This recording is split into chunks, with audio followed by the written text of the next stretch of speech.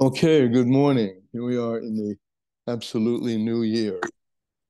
Uh, we're going to learn, well, at the beginning we were discussing here, today's Tanya is uh, excruciatingly detailed about levels that are very abstract, and we'll get to them. But we should know that, and hopefully we'll see, that they're all meant to illuminate ourselves and to bring the force of Elikus, the power of Elikus into this world. And particularly as we begin our shir, that this power of Elikus that we bring into the world by learning Torah should be and bring refuah, healing to those who need. Who needs a refuah?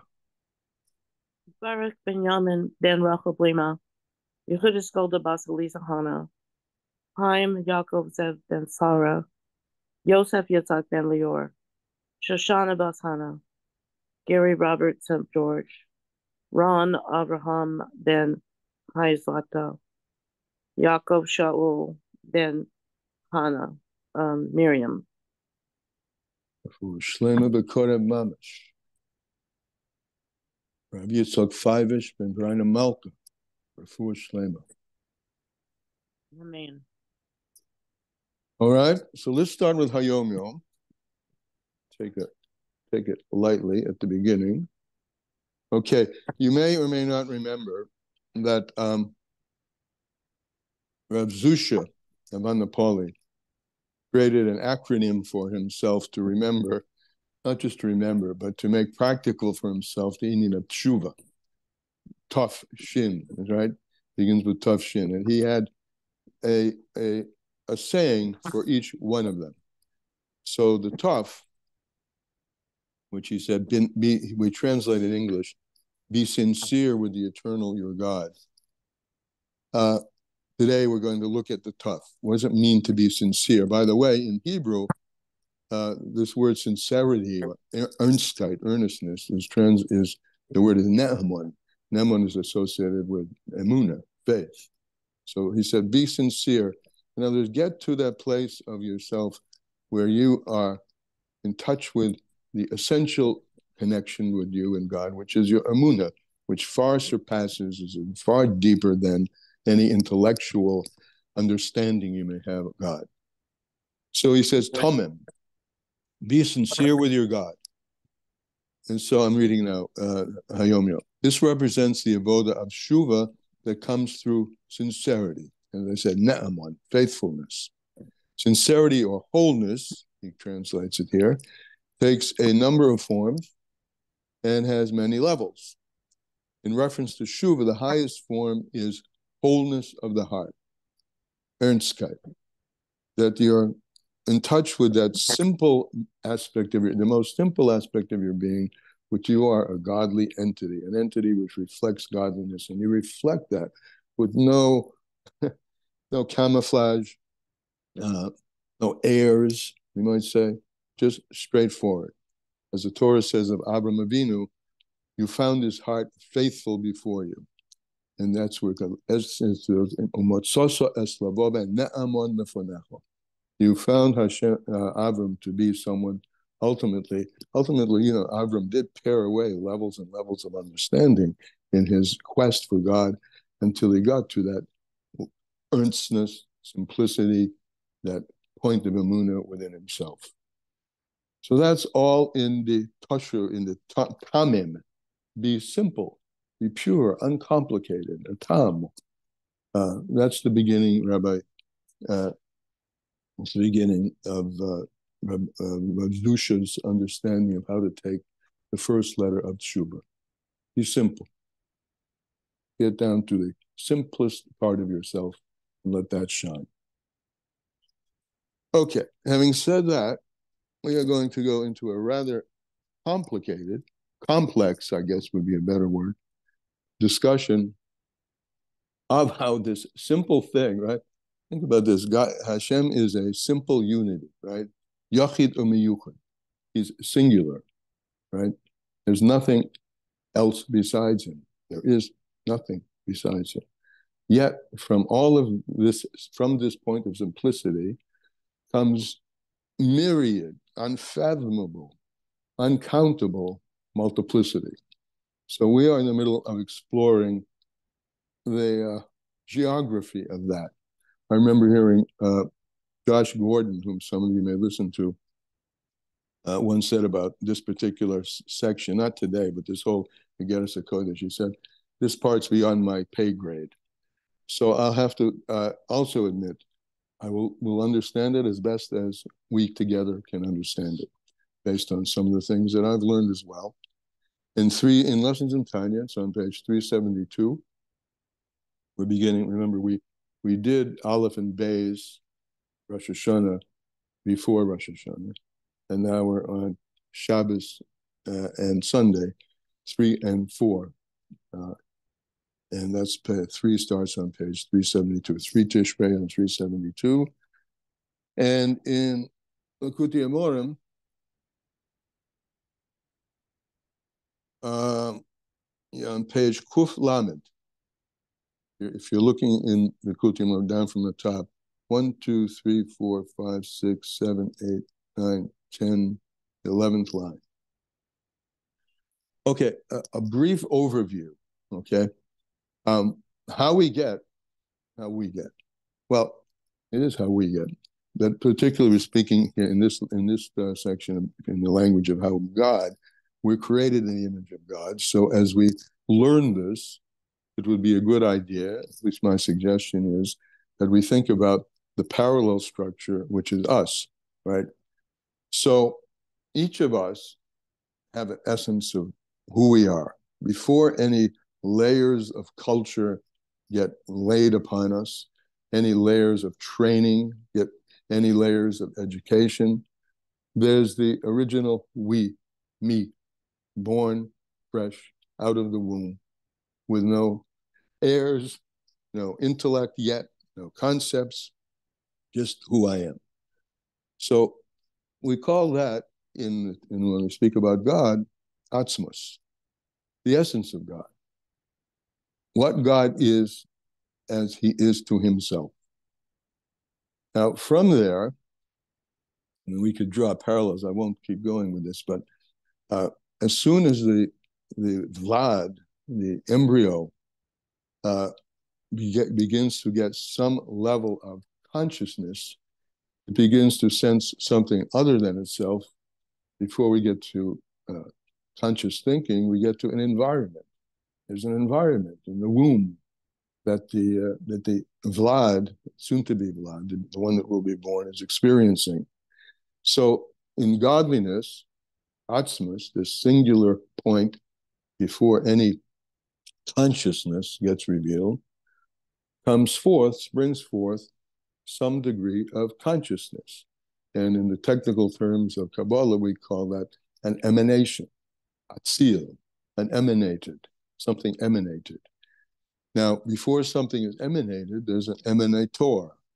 So if you go down from the top, so to speak, before we get to, or just at the beginning of what we're going to call actual creation, you have atzmos, singular. Nothing you can say about it. From atzmos brings the notion of emanation, which we call the emanator, the matzil, the emanator. And from the emanator springs the emanation, right? Which is the first of the outcoming, meaning coming out from atzmos of something. But it's not, it's an emanation, meaning it's still, if you were on the outside looking in, you would still see it as part of the essence. There's no separation yet. There's the essence, the emanator, and now the emanated. And from there, we go down. There's a very big bridge, interface point between the emanator, which we call the matzil, the emanator. The word is atzilus, and atzilus is an emanated word. Emanated, by the way, has the feeling of like a light which is emanated from a source. If you have a light bulb, right, the light, if you looked at a light bulb or a flashlight, it's clear that there's something behind it And I'm not talking about the filament. I'm talking about there's an energy behind it, which is giving the light. But the light is connected, right? It has to be connected to its source. So Atzilus is an emanated world. It feels its connection to the emanator and ultimately to Atzmas, right? So far, so good. Comes the next step. Next step is what we call Yesh Me'ayin. All this that we've talked about before, Atzmus, emanator, emanated, from the perspective of the lower worlds, is an ayin. The lower worlds, which start with Bria, have no grasp into that. That's where Bria starts. Bria means something created. That's the real Yesh Me'ayin. It's a Yesh is something which has no sense from where it came. And this no sense of where we come from gets thicker and thicker and thicker as you go all the way down. However, the emanator himself is infused in everything all the way down. It's just not felt because of this magical thing called the tzimtzum, the contraction, which has a way of separating the experience of Atzilus and higher with the experience of Bria and lower. All right, that's the general structure. And you can map that to yourself, to each of ourselves, where we are something from nothing. We come from a seed, a seminal drop, and an egg, and that makes a zygote, right? That's what they call it. But the seed doesn't have anything that you can really take a seed of an apple. If you look at a seed, unless you're really an agriculturist, you may know that that this is an apple seed, but it doesn't resemble in any way an apple. So similarly, the emanator doesn't in any way resemble what's emanated from him or from it, and neither, even if you're looking at the emanator, doesn't resemble anything that's going to spring from the womb, right? Imagine the distance in physical structure between the egg and sperm together and the birth. The birth, that baby, there's no resemblance, at least superficially, but we're looking superficially. Look at this and that, no resemblance, yet they come from each other. And that no resemblance, yet they come from each other, is called a Yesh Me'ayin. This is a something, and this, if the something looks back on it, can't identify where it came from, because that, relatively speaking, where it came from is an ayin. It has nothing, no form that resembles the outcome. The sperm and egg don't resemble what came out of the womb. Okay, so now we're going to go into some detail in this. As I said, this starts Kuf Lamed. Okay, so we're holding in the middle of this. We're holding by the creation of neshamas and angels. Neshamas amalachim. That's where we're starting. Souls and angels. Shiyotzu mezivik neshichim, which came out from the pairing, the intimacy of kissing. Now, this is all metaphorical, of course. Kissing, right? From the metaphor of kissing begins the process of a relationship which is going to be giving birth to something which doesn't resemble the kiss, but is an outcome of the process that starts with a kiss. Similarly, souls of a human being, and particularly here means a Jewish human being, a nefesh elokis. So if you want to know where the nefesh elokis comes from, we say all the time, it's a chelek elokah, it's a part of godliness, but where?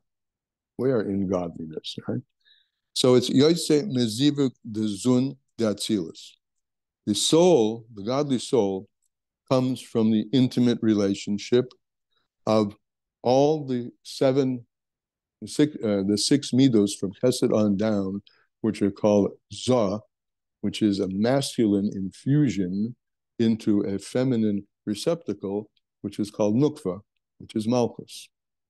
So the actual soul itself, like everything, starts in the singularity of Hashem, but when we can identify and say, there's a soul we're talking about a level where the midos, which are much lower than essence, have channeled themselves down into the bottom of the midos, which is malchus.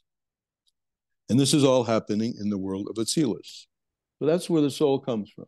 Avram? Yeah. Hi, can I ask you, I had the question before, but now I still have the question, even while you're describing this part of it, just to get clear. It's about perspective. We're talking about from Hashem's perspective, everything is in Hashem, everything is one, and there's no differentiation. It's all just Hashem Echad. That's true what you're saying, but we're really taking here now an outsider's view of the whole structure, from essence down to planet Earth. But it's according to our perspective, how we would understand it. The Yesh Ma'ayin. Well, it's the way the Kabbalah gives us to understand it. Okay, that was what I needed to be clear. Okay, thanks. Yeah. I mean, this is an explosion of the metaphor that we're created in God's image. So we ask the question, what's the image of God? Well, the Kabbalists have given us a geography of the image of God. And it's with something which has no geography, right, which has nothing that you can say anything about, which is called Atzmos, essence. But then the landscape starts coming into differentiation. And the first differentiation is Hashem as he is the Matzil, the emanator. He emanates something, again, if you looked into the apple seed, you would not see an apple. If you looked into the initial emanation, you're on the outside and you're looking at the initial emanations of Hashem, you're not going to see an emanator because it's changed form already. It's coming out into something that's becoming slowly more and more defined, more and more with structure, more and more with geography, etc., etc. And we're holding now at that first place that has a structure that we can really talk about, which is Atzilus. And Atzilus is an emanated world as opposed to created world, as I said earlier, meaning that if you were in the world of Atzilus, right, you would be able to have some vision, in quotes, meaning some awareness of that emanator from which you were emanated. And that's like the ray of light, which needs to be constantly connected to its source. And so in Atzilus, there's a sense of being connected to your source. And that's where the neshama of a Jew originates. It comes from, again, we're using an anthropological word, we're learning a descriptive word, a intimate connection between the midos of Atzilus and malchus of Atzilus. Before that gives birth to the lower worlds. So we're looking at, where does the neshama come from? It comes, the analogy it comes from a union of a seminal drop, the first outside, if you will, expression of the emanator as it merges with, and as it comes down lower and lower and lower, and finally merges with malchus of Atzilus, and that's where the soul is conceived. That's conception. Its root is higher. It's higher, but its conception is, say, now it's conceived. It's like, there's a time before the conception, and there's a time when the union occurs and the conception occurs. And then what happens, that conceived thing, that little drop, which now is becoming a developed embryo, starts to descend, and it descends libiyah, to the lower worlds. But we're speaking in the place, as the Alter Rebbe says, before or precedent in terms of developmental process to it coming down into the lower worlds. So there, koydem sheyodu libiyah, before it descends to biyah, the soul is not yet a separate thing. Like the embryo is there's one, there's even a din in having to do with abortion, at an early stage, the the Vlad, which is going to be the born entity, is considered like a limb of the mother, because it's not yet something that we can say is separate from her. It's just a complex of cells that have been inherited through the union of the father and the mother. It's not yet separate on its own. So Atzilus has that state of awareness of its source, awareness of the connectivity that it has with the Ein Sof. Bria loses that, and it becomes something that feels itself to be bifnei atzmai, on its own. So this the soul now, when it's born and feels itself to be, a baby, separate outside the womb of the mother. That's a kind of elakus, but it's a kind of godliness, and it's all an expression of godliness, but in a very, very contracted, and here we mean separate kind of way. Okay, ena kelim the yutzfiras atzilis, and there's something like, we get now into the concept of lights in vessels. Lights in vessels. Lights always feel themselves connected to their source. They can't exist without that feeling the flow. I mean, look at my light bulb again. There's a flow of electricity into a filament, in an incandescent bulb at least, and that causes the filament to get hot and warm and give off light. And that light is only a result of the flow, the continuous flow of electricity, which we'll call the or. That's the energetic, the light. With oros and kalim, lights and vessels, of course, is a metaphor.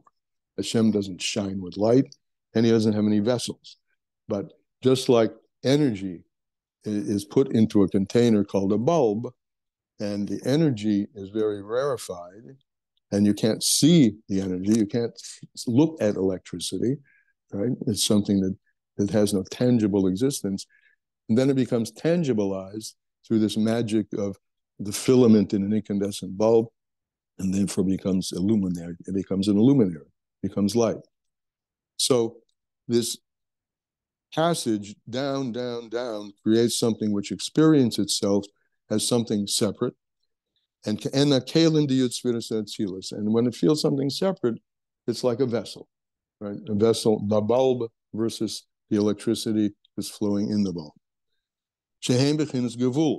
So now you have a bulb, you have a vessel, a container for a light, something, and with the container and the light together, you get a shine of light.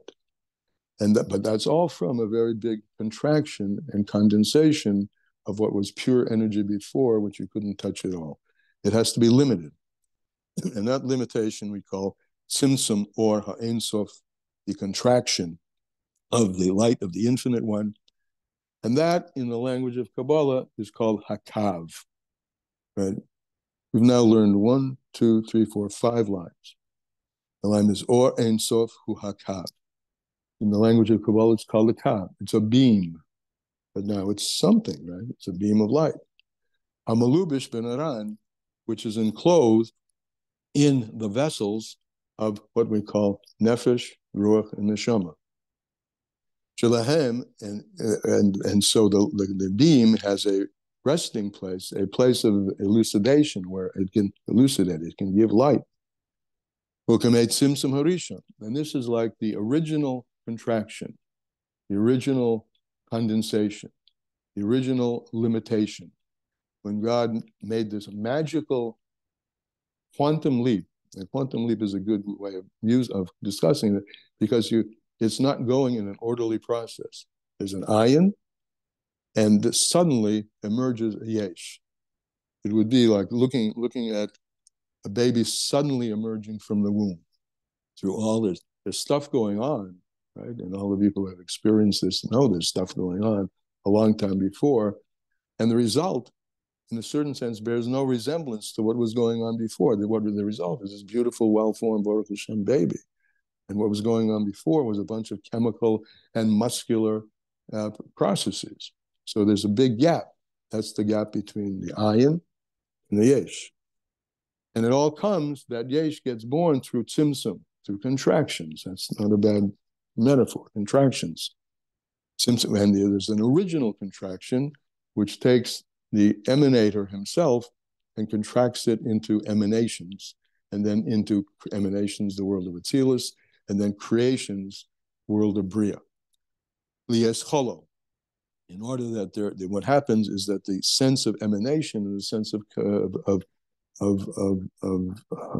connectivity to essence departs, and the baby has the feeling now of being outside, no longer connected inside to the source from whence the baby came.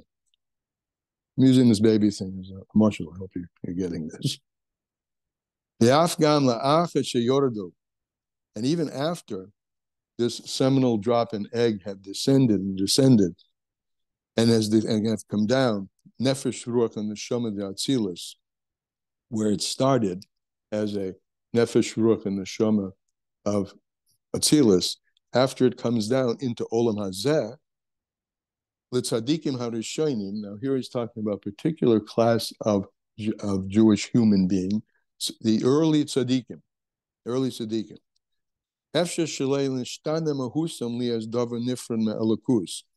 It's possible, and this is the state of a tzaddik. The tzaddik is more like the world of Atzilus. The tzaddik feels its existence as a human being, but at the same time feels its connection with the essence of Hashem. Tzaddikim Rishonim. It's possible to say that their essence hasn't changed at all. Certainly they've got a corporeal body, right? That's changed. But their experience hasn't changed. Their experience is the experience of their original point of emanation. They don't feel themselves, right, as something separate from godliness.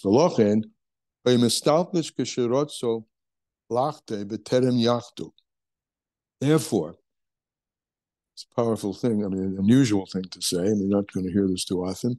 If a person like that we discovered, who's in touch with his essence, has a side inclination to do something that's not aligned with Hashem, therefore they depart and are able to take themselves away from this world before any negativity gets a hold of them. That's what he's saying. Literally, they could depart when they wanted to, before any negativity, any sin grasped them. The code of Loimir, and this is close to say, Shegam alofim iravovis olmin. This is comparable to the tens upon tens of thousands of worlds, the Yatvu Begalgolta, which rest in the skull of Arach Anpin. All right, now this is total Kabbalah talk. I'll make it very simple. Before there's conscious thought in your brain, there's superconscious or unconscious energies going on, right? And those, you're not aware of them, at least normally you're not aware of them, meaning you can get in touch with them, but they are the precursor to conscious thought, but they're, remember my metaphor about Freud's iceberg. The iceberg, most of it's underwater, and what you see is just a little tip.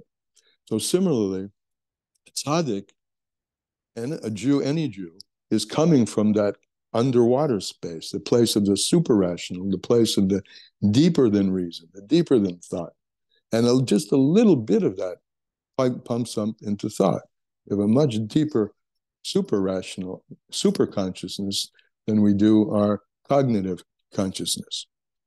So that's the notion of that a tzaddik like that can get in touch with that place, which is the skull represents that. The skull is higher than the brain, so it represents those levels of consciousness which are deeper than conscious thought. Higher than Arach Anpin, which is a predecessor to thought, and higher Zohar, which are the midos. Inan Olam Mamish, which are worlds, which are really worlds, tangible worlds. Those levels of consciousness that we're in touch with are like a yesh. They're like the beginning of what we call a tangible world, which begins in the world of Atzilus. So Atzilus is like the first immersion of consciousness in a human being. But before that, there's pre-consciousness. But these tzaddikim who are in touch with that, they're like neshamas of angels, who come out from the intimacy of kissing. That's the metaphor for that. But kora olmin, and they're called worlds. They're called worlds in relation to that which is higher than them or deeper than they, which is not a world. But these angels and the souls of Atzilus, even though they feel the sense, they have a sense of from where they come, they're not really godliness, because they don't have the power that godliness has, which is what? Livra yesh me'ayin. Godliness has or elokus, energy from elakah, God, has the power to create something from nothing. A created being of any level, even an emanated being in Atzilus, doesn't have the power to create something from nothing. Doesn't have livra yesh me'ayin.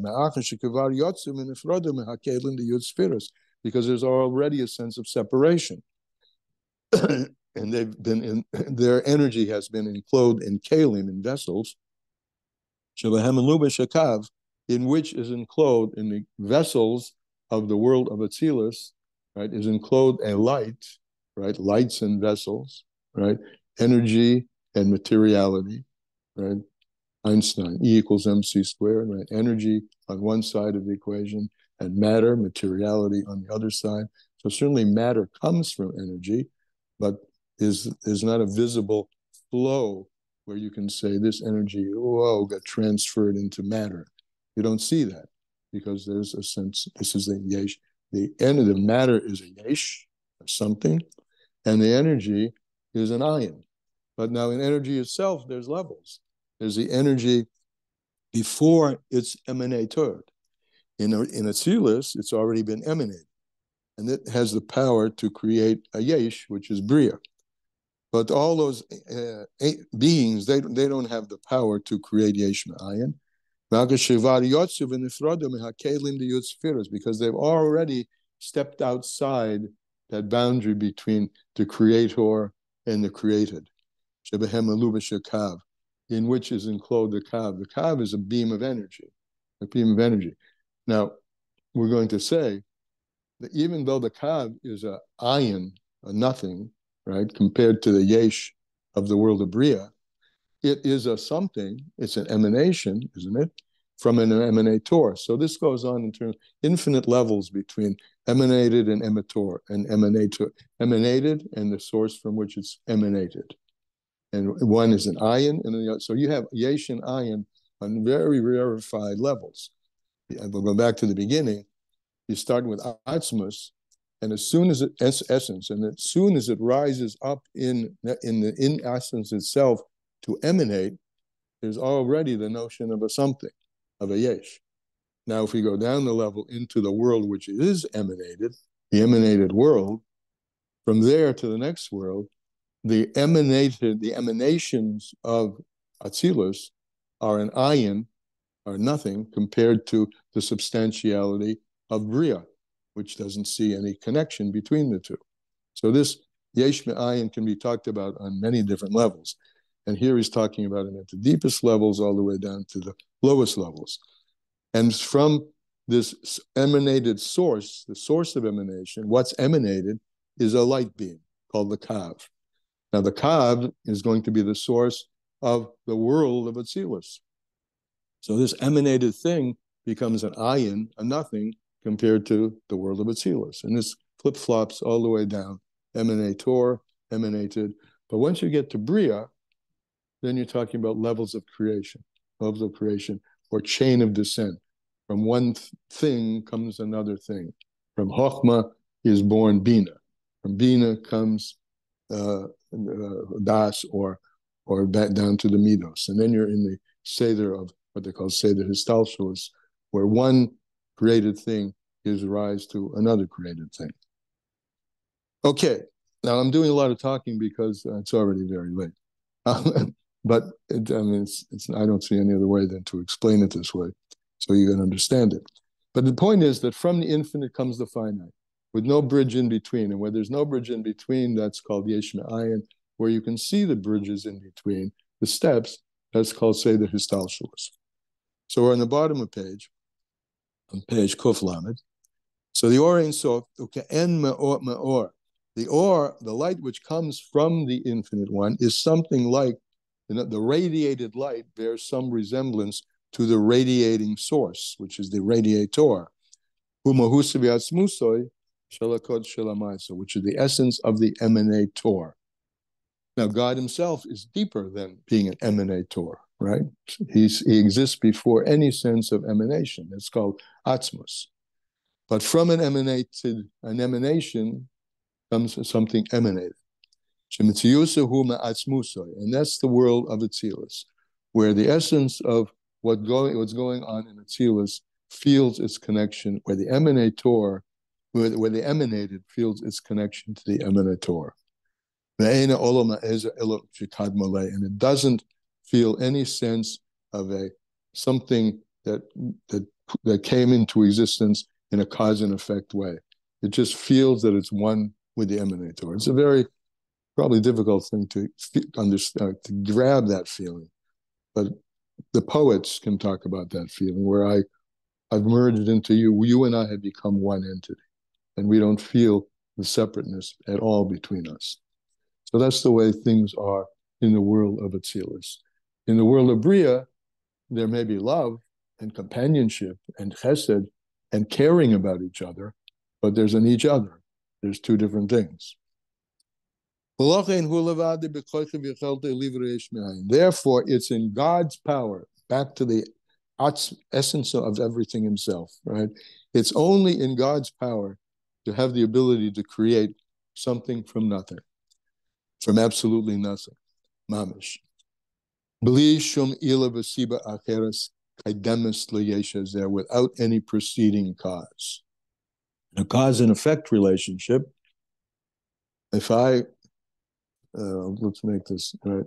If I use my hand to pick this up, so my hand is the cause, and this is the effect. Now that the fact that my hand can move is from a cause, which is the cause of the power of movement invested in my hand. The power of movement invested in my hand, so we can go back and back and back in this cause and effect relationship until you get to something which has no predecessor cause, and that we call God. That's Hashem, and that's the way the Rambam discusses him. He is the predecessor that has no predecessor before him. He has no predecessor cause. And in order for something to come into existence that feels itself to be something separate from that, something bal gevul and limited and measured, first, that light, there has to be an emanation of light. So that emanation of light, although it's very rarefied and it's not, tangible, it's something, right? And that becomes the original something, which gets more and more tangibilized until it first creates the world of emanations, and then from there is responsible for the fact that there's a big quantum leap now between Atzilus and Bria. But this starts with the vessels of Atzilus. This emanating, this cause of all causes, this that has no predecessor before it, becomes united in the world of Atzilus, and the Tachlis Yichud, with a complete unity, until he and his causations are one. That's what we say in Atzilus. There's no separation. Livrei Bahen, and he creates with them, with the spirits of Atzilus, the lower worlds. And through them, he gives rise to creatures which do experience limitation, betachlis, and boundedness. Particularly, where is this experience of boundedness and separation? In the lower worlds. I'm going to stop. My intention was to go to today, which is Daled, right? But we're going to pick this up tomorrow. As we get down into the lower worlds, it gets more easy to understand. But it's already past 8, and I don't know if you have. Can you ask questions on this? I'd love to hear them, because it probably needs a fair amount of clarification. So if you have some questions, let's hear them. I have a question. My question is that between Ein Sof, what you're calling the emanator, right? And or Ein Sof is the light that's being emanated from the Right. from the Yep. emanator. So there's my understanding is maybe it doesn't really even matter in terms of practicality, that from Ein Sof to Atzmus is like a huge quantum leap that we can't even talk about. It's not just one step. Yeah, I mean, Asmus has zero characteristics whatsoever. That we could talk. So you can't say anything about it. There's nothing you can. As soon as you say anything about it, you're giving it some contour, some definition. You're not in Asmus anymore.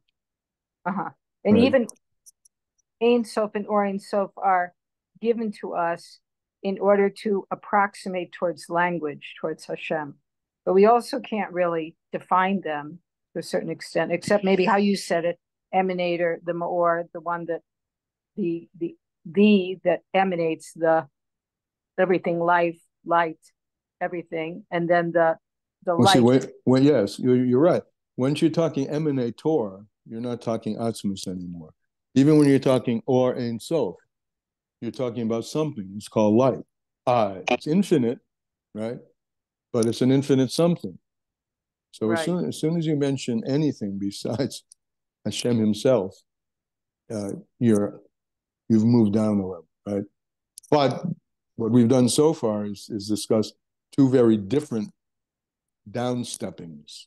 Let's call them two very different downsteppings. One is called Atzilus, right?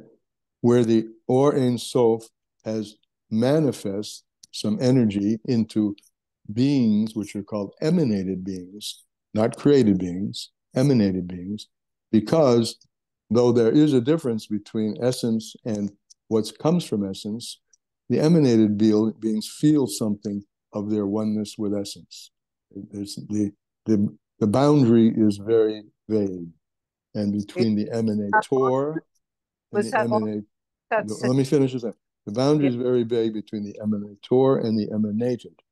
But if you go back to the emanator, that's also one step removed from God himself, because he's decided to emanate. So that's one construct. You have Atzmus becomes an emanator, decides to emanate, and then emanates something else, and the emanated has a sense of the emanator. Then you go, the next big deal is Bria, where that comes from a deeper kind of tzimtzum, where there's a barrier now between the lower worlds having any revealed sense that godliness is penetrating, essence is in everything, but they don't have any experience of it, because the boundary, the words for this, many words, curtain, there are all kinds of different kinds of separation. The rakia, right? It's the second day of creation. The first day he creates light, he decides to emanate. The second day he creates a rakia, that's the tzimtzum, that's the Shem Elokim, and then everything down from there can't see through that boundary. That's Bria and down. Yeah. Right. So just to continue, maybe a little more questioning, and then I'll stop. That we have this an explanation, a Hasidic doctrine, Yesh Ma'ayin, something from nothing. We're the final sort of frontier of something, human beings, let's say, and we're the Yesh, right? And the nothing is only because we have no reference in our language or in our thinking or understanding to point back to the emanator and really say what's going on there. But Hasidus also teaches that the truth is the opposite. No, there are two truths. What you just described is called Das Tachton, the lower truth. The higher truth, Das Elyon, is that he's the Yesh and we're the Ayin. Right, he's everything. He's mamish the something, and we're nothing. Right. So that's Das Taktam, that's very nice. Das Thank you very much. Taktam is that we are something and he is nothing because we can't see him. Not because he's nothing, in the sense of he's no thing. There's no thingness to him, but he's everything. Our soul has a feeling for that he's everything, but it has no vision into it. So we're something, we're grub, we're low, we're things, and he's the ion. I have no way of comprehending that, even though I know in deep down in my soul, because remember, my soul's coming from way up there. I know deep down in my soul that he is right here, and he is me, all of me and all of everything is only him, but I don't have any visibility into that. So this is the yesh, I'm down here, and he's the ayin. That's called das tachton. That's the viewpoint from the lower to the upper. Then there's das elyon, which is his view of it, which is expressed in kulam kolei choshiv lefanim, that everything is considered like nothing in front of him. From his point of view, all of this, starting from the first emanation that he emanated, is agornus, is nothing compared to Atzmus. So he's the true something, and we're the nothing. Thank you. That was very good. Thank you. Okay. I mean, this is rather abstract, but number one, we'll get through it, and we'll try, as we're doing now, to get a hold of it in some way that we can feel the operationalization of it in our daily lives. Mr. Hashem will continue tomorrow. See you. Have a good day. Thank you.